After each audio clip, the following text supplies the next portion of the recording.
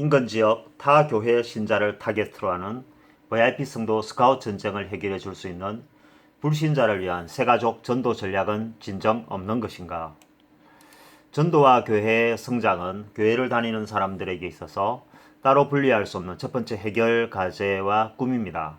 그래서 한국교회는 전도 세미나와 교회 성장 전략 컨퍼런스가 1년 연중 끊임없이 열리고 있는 세미나와 컨퍼런스의 홍수 시대에 살고 있습니다.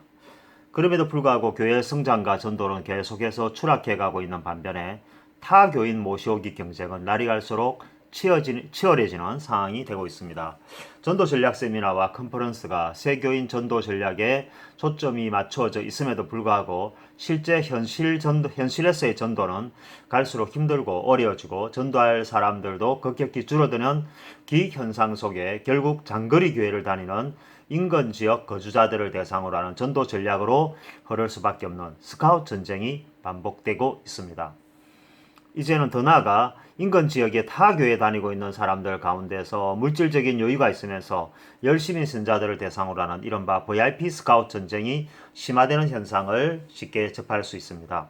무엇인가 잘못되어 가고 있다는 것을 조금씩 느끼지만은 심각하게 고려하지 않음으로써 이러한 답섭 현상은 꼬리에 꼬리를 무는 반복 성향을 보여주고 있는 것이 특징입니다.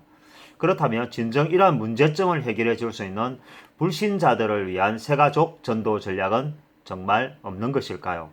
우리는 이러한 문제의 근본적 해결을 위해서 성경을 연구해 볼 필요성이 있습니다. 그 이유는 우리가 필요로 하는 그러한 문제의 핵심이 바로 성경 속에 답이 있을 것이라고 믿고 있습니다. 믿고 있기 때문입니다. 구약 시대에서 전도를 가장 못했다고 생각하는 사람은 당대 의인이라는 캐치프레이즈가 무색한 노아였습니다. 온 세상을 뒤덮을 홍수의 재앙을 앞두고 수십 년이 흐르는 동안 자기 가족들 외에 단 한 사람도 전도하지 못하였고 수장시켜버린 암울한 역사가 있었습니다. 물론 그 이면에는 하나님의 진노와 결정이 있었지만 돌이켜보면 뼈저린 회개의 역사로서 다시는 되풀이해서는 안 되는 것이었습니다. 그리고 또 한 사람 아브라함입니다. 그는 믿음의 조상이라는 기독교의 기념비적인 트렌드를 갖고 있지만 정작 전도에 있어서는 노아보다도 못한 전도의 맹인이었습니다. 노아는 그래도 자기 가족들이라도 전도를 해서 구원에 동참시켰지만 아브라함은 조카 롯의 가족에 대하여 사위들은 진노의 중심에서 흔적없이 사라졌고 롯의 남은 가족들도 불신파는 간신히 면했지만 조카 며느리는 소금 기둥이 되었고 손녀들은 아비와 근친상간을 하여 구원에 실패했고 육체적 장자인 이스마엘까지 불신앙의 주춧돌이 되게 할 만큼 실패가 많았습니다. 이처럼 당대를 주름잡던 노아와 아브라함도 전도 그 자체에는 그렇게 성공적인 기록이 전해 내려오고 있지 않으니 우리에게도 크게 걱정할 일은 아닐 것입니다. 반대로 전도를 많이 했다고 생각하는 사람은 끊임없는 기적의 드라마를 일으킨 모세를 첫 번째로 꼽을 수 있습니다. 모세는 태어나자마자 강물에 떠내려가는 죽음의 위기로부터 시작하는 불행한 삶을 예고했지만 이집트 왕자로서 엄청난 부와 권력과 혜택을 누렸으며 급기야 왕의 위치에 올라설 수 있었음에도 불구하고 하나님의 계획에 의해 가장 낮고 천한 자의 위치로 끌어내려져 도망자의 삶을 사는 귀관 운명을 맞이하였습니다.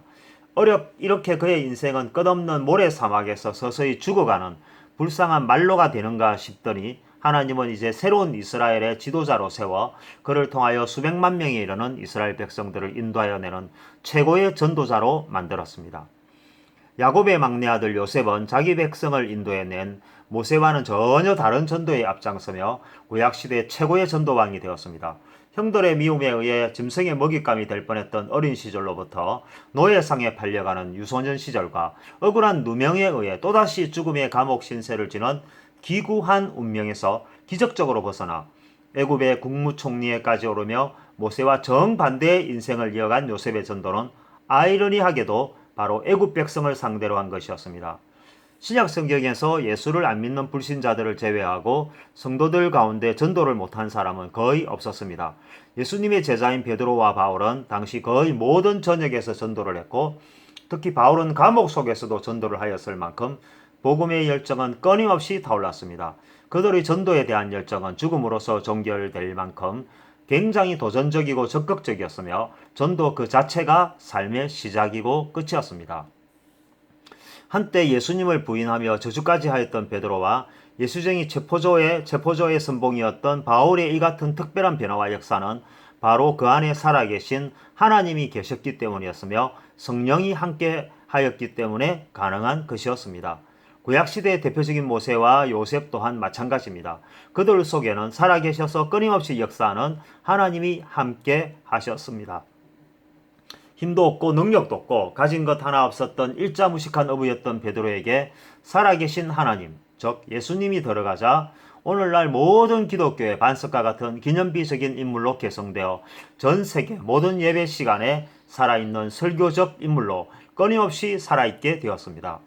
한때 예수님을 죽이기 위하여 눈에 불을 켜고 찾아다녔던 바울의 삶도 그가 죽이려고 했던 예수님을 만나자 그 이전과 그 이후의 삶은 180도 전환되었고 그 자신도 놀랄 만큼 위대한 성경 기록자가 되어 그가 기록한 로마서를 비롯하여 많은 성경서들이 오늘날 기독교인들에게 나침판과 같은 역할을 하게 되었습니다. 시대가 변화하고 그 상황이 변화하였다고 해서 전도 전략까지 바뀌었다고 생각하는 수많은 교회 지도자들이 있습니다. 그래서 그들 나름대로는 새로운 프로그램을 들고 나와서 교회 성장을 갈급해하는 교회들에게 지식적인 훈련을 요구하고 있습니다. 때로는 그러한 전도 전략과 훈련 교재들이 성과를 내며 우리에게 무엇인가 희망을 줄 것 같은 능력 있는 메시지로 전달될 때도 있습니다. 그러나 그보다 거기에 앞서 우리는 하나님을 먼저 바라보아야 할 때입니다. 우리를 향한 전도에 대한 하나님의 요구는 무엇인지를 분명히 깨달아야 합니다. 그 옛날 애굽 백성을 이끌었던 모세에게도 나름대로 전략과 철학이 있었을 것입니다. 그러나 모세는 자신의 생각과 의지와 철학을 단 한 번도 따르지 않았습니다. 그것이 상식적이든 비상식적이든 아니면 전혀 불가능한 메시지든 그것과 아무런 상관없이 오직 무조건 하나님의 말씀에 순종하며 나아갔다는 것입니다. 모든 것을 백지 상태로 놓고 오직 하나님의 말씀대로만 시행하였고 한치의 어김도 없이 순종하였습니다. 그 결과로 그는 이해할 수 없는 기적의 연속을 만들어내는 주인공이 되었습니다. 베드로도 마찬가지입니다. 그가 예수님을 만나기 전에 그의 직업은 어부였습니다. 그러나 그가 예수님을 만난 후로 그의 직업은 사람을 낚는 어부가 되었습니다. 그런 베드로가 예수님이라는 분명한 목표를 잃어버렸을 때 풍랑이라는 세상의 함정을 만나게 되었고 절망에 빠졌을 때는 사람을 낚는 어부가 사람이 살지 않는 바다로 나간 오류를 범하고 말았습니다.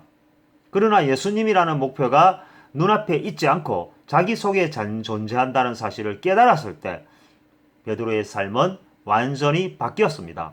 그는 예수님을 따라 전도와 기도와 말씀을 반복하며 그것을 행복해하고 감사해하며 감격해하였습니다. 이러한 모든 문제 해결의 핵심에는 이러한 문제의 열쇠가 되는 성령이 있었습니다. 성령은 우리에게 기도하는 방법도 기도의 내용도 기도하는 마음도 엉터리라고 말씀하시면서 우리를 위하여 탄식하면서 기도하고 계신다고 말씀하였습니다. 오늘날 성령은 우리에게 마음문을 여는 방법을 가르쳐주고 예수님을 만나는 방법을 인도해주고 있습니다. 우리에게 확고부동한 목표를 가르쳐주고 있으며 그것을 실천할 수 있는 쉬운 선택을 전가하고 있습니다. 중요한 것은 우리가 그것을 받아들일 준비가 되어 있는가 하는 기본적이고 기초적인 문제입니다.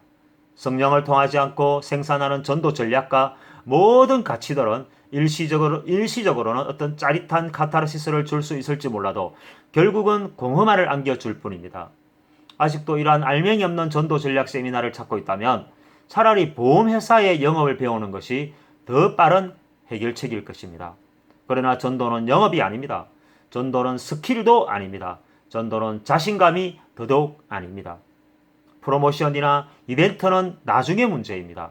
지역사회를 위한 문화센터 이전에 우리의 마음을 먼저 열어 오픈하는 것이 더욱 필요한 조치입니다. 그러기 위해선 우리에게는 성령이 절대적으로 필요합니다. 전도를 하고 싶다면 반드시 성령을 소망해야 합니다. 성령이 우리에게 임하면 그 이후는 어떻게 될까요? 게임 끝입니다. 이것은 성령이 약속하고 증명하고 있고 하나님이 절대적으로 보증하고 있습니다. 전도는 백장의 전도지처럼 돈 내기식으로 하는 것이 아닙니다. 전도는 성령님이 우리에게 주시는 진실된 마음을 상대방에게 거짓없이 전하는 것입니다. 그것이 아무것도 아닌 것 같고 뜬구름 잡는 개똥철학 같은 이야기로 들릴 수도 있지만 분명한 것은 사실이고 진리입니다. 진리는 변하지 않습니다. 변하는 것은 거짓이고 악에 사로잡힌 사람의 마음일 뿐입니다. 성령입니다. 지금부터 성령을 부르짖고 성령을 소망하며 나아가면 됩니다. 그 결과에 대해서는 하나님께서 책임지시고 그 결과의 결과물을 우리에게 허락해 주실 것입니다.